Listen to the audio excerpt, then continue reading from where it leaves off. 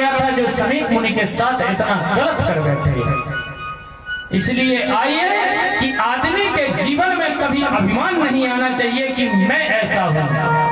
अभिमान का क्या होता है, आइए बोल वृंदावन बिहारी लाल की जय।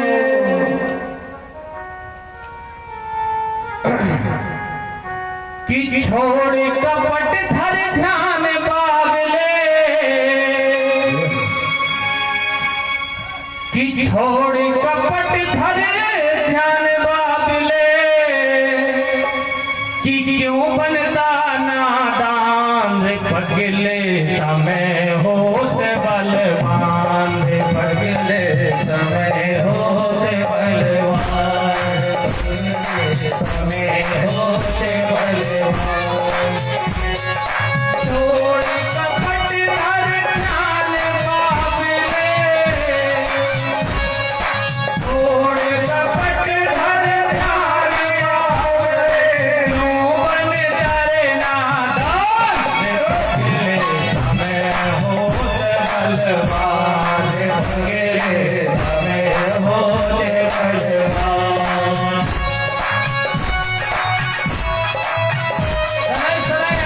हाथ उठा के तालियों करते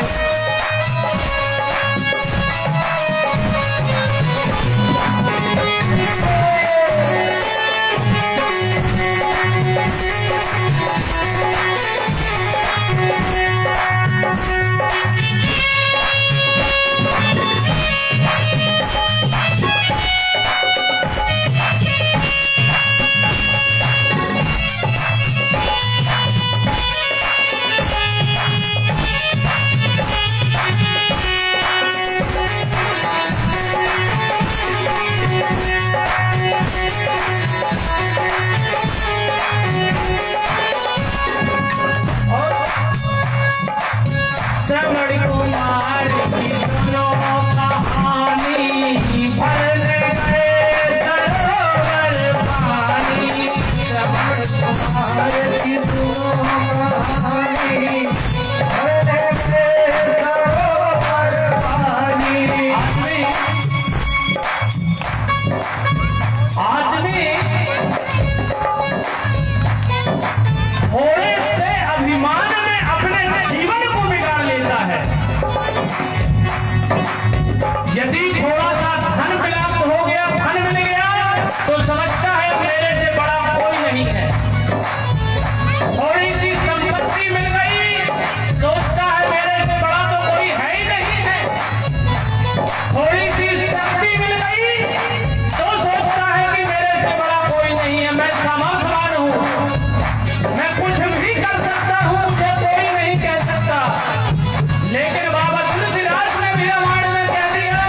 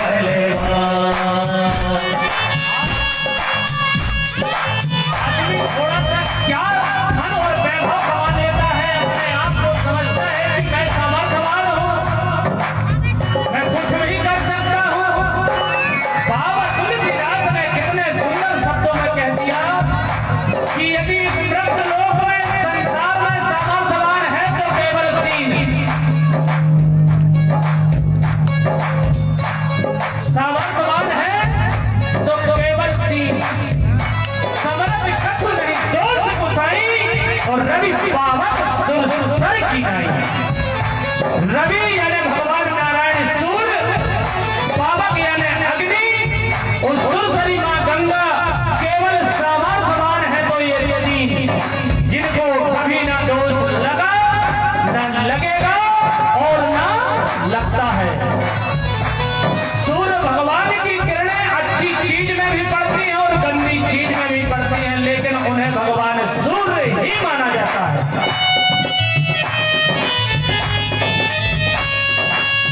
अग्नि का काम है मुर्दे को भी जलाकर राख कर देती है और परमात्मा को भी आहुति दे जाती है, लेकिन अग्नि को कभी अभयत्र नहीं माना जाता।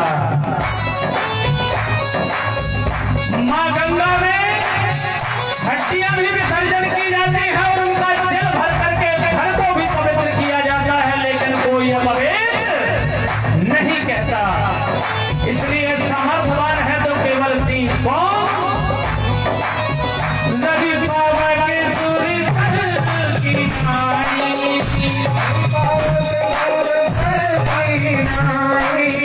रवि पावक सूर्य की नाई,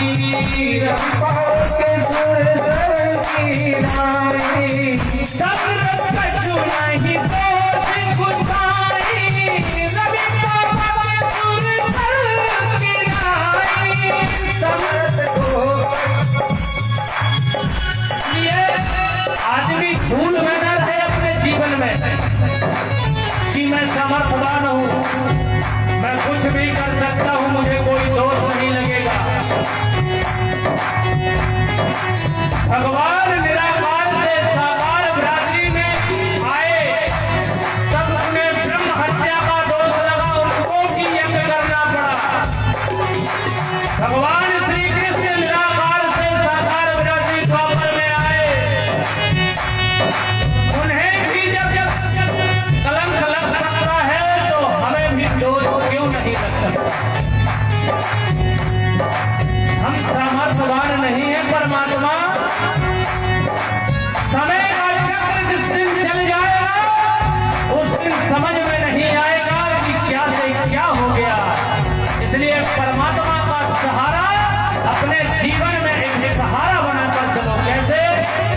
श्रवण कुमार की कहानी भरने गए सरोवर पानी, श्रवण कुमार की सुनो कहानी भरने गए सरोवर पानी।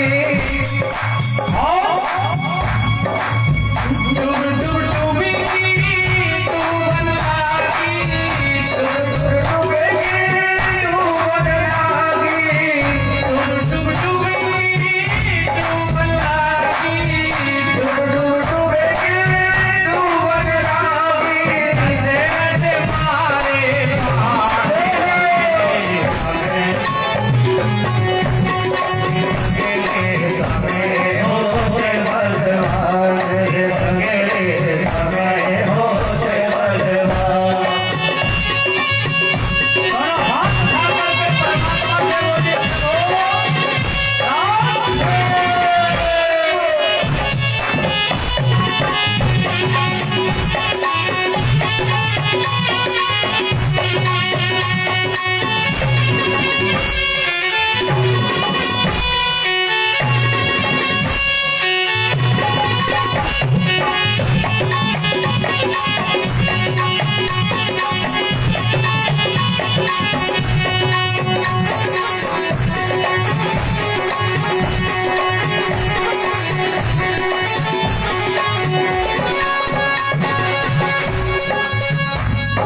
आदमी को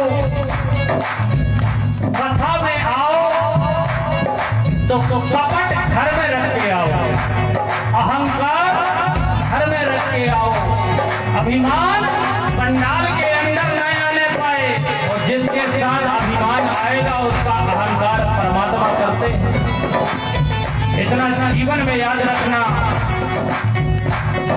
कि हम परमात्मा कुछ नहीं है, हम तो केवल अर्ज कर रहे हैं। अर्जी मेरी और मर्जी तेरी चलेगी परमात्मा, जो करना है कर।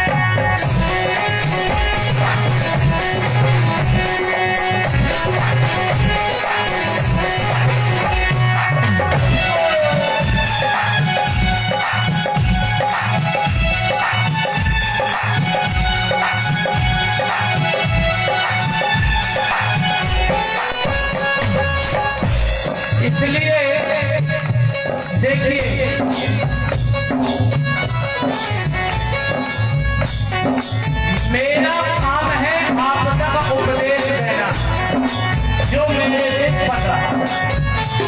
अब आप स्वयं ज्ञानी हैं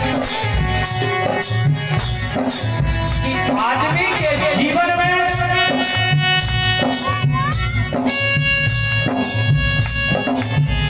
अभिमान के कारण जब राजा परीक्षित ने इतना बड़ा कदम उठा लिया, उनको काल में प्रवेश करने का श्राप लगा, तो हम परमात्मा से केवल यही कहें प्रभु कि हमारे जीवन में इतना आशीर्वाद, इतनी कृपा बनाए रहना कि यदि हम अच्छा न कर सके तो किसी के साथ गलत ना हो सके हमारे। क्यों? आप समझो या न समझो, करनी का फल आपको भोगना पड़ेगा। यदि आप गलत करेंगे तो गलत ही परिणाम मिलेगा। जैसी करनी वैसी भरनी, जैसी करनी वैसी भरनी, जैसी करनी वैसी भरनी, जैसी करनी वैसी भरनी, करनी करे फल पाएगा, आज नहीं तो कल पाएगा।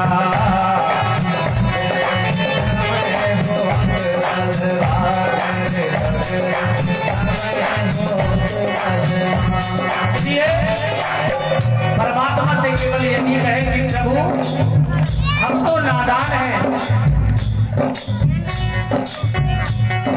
और नादानों को क्षमा करना परमात्मा का काम है। इसलिए हमसे कभी गलती ना हो सके प्रभु। हम यदि किसी के साथ अच्छा न कर सकें तो गलत हमारे हाथों से न हो परमात्मा, और हमें कुछ नहीं चाहिए। आज धर्म सम्राट कलियुगी राजा परीक्षित ने भी देखिए कलियुग के प्रभाव के कारण इतना बड़ा कदम रख दिया कि आज उन्हें श्राप का भागीदार बनना पड़ा। और 7 दिन का श्राप मिल गया कि 7 दिन में काल के गाल में आप प्रवेश हो जाएंगे। इसलिए आदमी को कभी संत को यदि आप असली न समझो तो नकली समझने की कोशिश मत करना।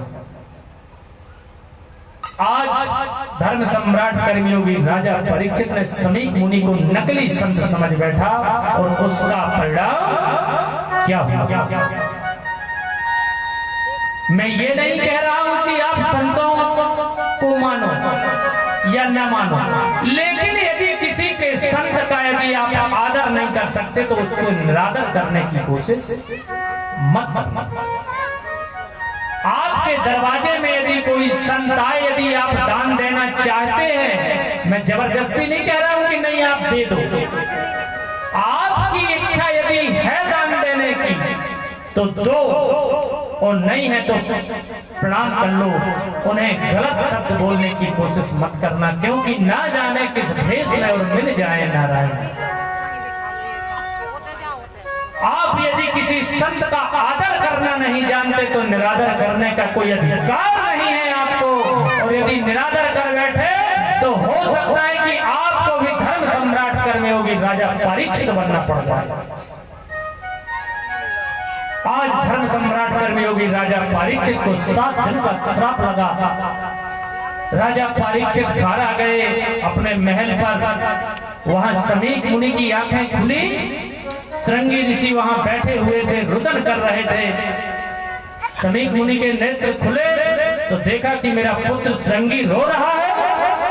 बोले श्रृंगी तुम क्यों रो रहे हो? बोले पिताजी आप अपने गले में तो देखो, आपके गले में क्या है? समीक मुनि ने देखा तो मरा हुआ सर्प। संत कभी किसी को श्राप नहीं देते। संत का हृदय मक्खन के समान कोमल होता है। संत नोति इति संतः, जिसकी आत्मा में शांति हो, गंभीरता हो, उसे संत कहते हैं। वो तो समीक मुनि का पुत्र श्रृंगी उद्दंडता के कारण श्राप दे दिया। समीक मुनि ने कुछ नहीं कहा। धर्म सम्राट कर्मयोगी राजा परीक्षित बोले श्रृंगी क्या हुआ? किसी ने कर दिया होगा, बच्चे हैं खेलते रहते हैं, डाल दिया होगा किसी ने। उनने मरे हुए सर्प को निकाला और किनारे रख दिया। बोले नहीं पिताजी मैंने तो श्राप दे दिया है उसको, जो आपके साथ इतनी उद्दंडता किया है। समीक मुनि समझ गए कि ये उद्दंडता तो धर्म सम्राट कर्मयोगी राजा परीक्षित ने की है। बोले क्या श्राप दे दिए हो?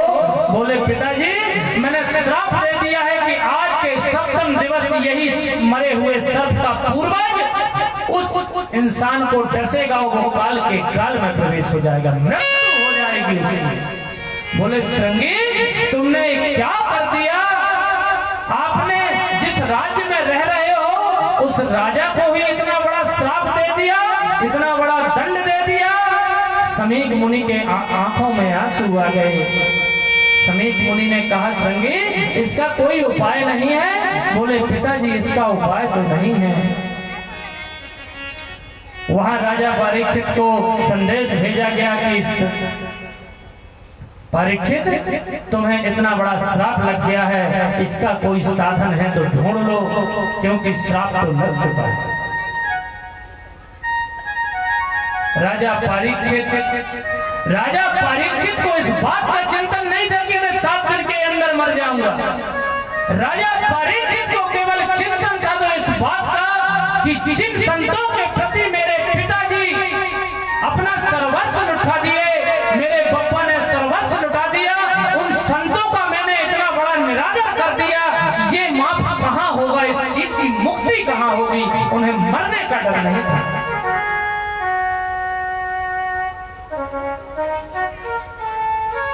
धर्म सम्राट कर्मयोगी राजा परीक्षित वहां से निकले खिन्न मन से। संत नारद मिल गए। संत नारद ने कहा राजन आप इतने खिन्न मन से क्यों हैं? बोले नारद जी मैं खिन्न मन से, मेरी उदासता, मैं जो उदास हूं इसकी बहुत बहुत बड़ी समस्या है।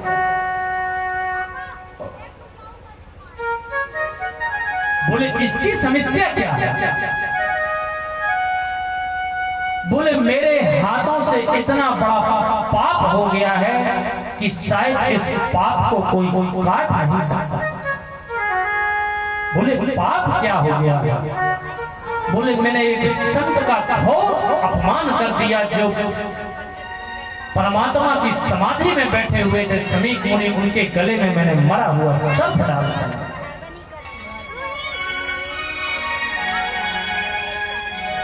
इसका कोई उपाय है नारद जी? तो नारद जी ने कहा ऐसा कौन सी चीज है जिसका उपाय ना हो, लेकिन आपने तो पाप का भी महापाप कर दिया है, और महापाप को केवल यदि उद्धार होना है, यदि इस महापाप से मुक्त होना है तो आपको साप्ताहिक श्रीमद् भागवत कथा श्रवण करनी है।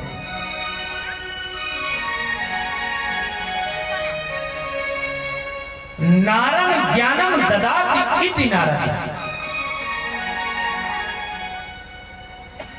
संत नारद के जिसको दर्शन हुए हैं उसको परमात्मा के दर्शन अवश्य हुए। आप किसी भी शास्त्र को उठाकर और संत, जब तक आपके जीवन में कोई संत नहीं आएगा, कोई गुरु नहीं आएगा, तब तक आपके जीवन का अंधकार मिटने वाला नहीं। अब इसको अपन एक देहात की भाषा में समझ लेते हैं कि आपके जीवन में काम, क्रोध, मद, लोभ के जो ये बटन लगे हुए हैं शरीर में, अहंकारी रूपी कुर्ता पहन रखे हैं आप, काम, क्रोध, मद, लोभ के जो 5 बटन लगे हुए हैं, इन बटनों को कैसे मिटाया जा सकता है? तो एक बार क्या हुआ कि रोहनिया में भागवत तो चल ही रही है। रोहनिया में भागवत चल रही थी तो एक दर्जी ने कहा अपनी दर्जन से कि